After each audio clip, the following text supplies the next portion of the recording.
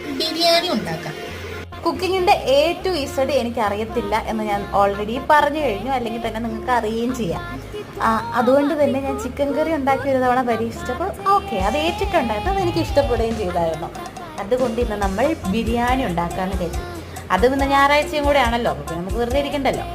വീട്ടിലെ പോരാളി ദിനത്തോടനുബന്ധിച്ച് പോരാളിയാണ് എനിക്ക് ബിരിയാണി ഉണ്ടാക്കാനുള്ള ടിപ്സും ട്രിക്സും ഒക്കെ തന്നത്. ഞാൻ യൂട്യൂബ് വെച്ച് നോക്കി പരീക്ഷിക്കാമെന്ന് കരുതി. അപ്പോൾ വെറുതെ ഒന്ന് ഞാൻ അമ്മയെ വിളിച്ചതാണ്.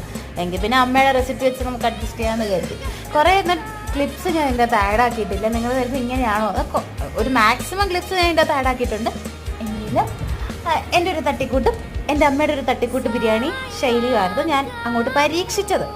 അവസാനത്തെ റിസൾട്ട് നിങ്ങൾക്ക് എന്താണെന്ന് കേൾക്കണമെങ്കിൽ അടിപൊളിയായിരുന്നു കേട്ടോ. ഞാൻ ഉണ്ടാക്കിയതുകൊണ്ടല്ല പറയുന്നത്. Actually it was good. First time ഒരാൾ ബിരിയാണി ഉണ്ടാക്കണമെന്ന് എനിക്ക് തന്നെ തോന്നിയില്ല. ഞാൻ ഉണ്ടാക്കിയതാണോ എന്നുള്ളൊരു തോന്നലായിരുന്നു ഈ ബിരിയാണിക്ക്.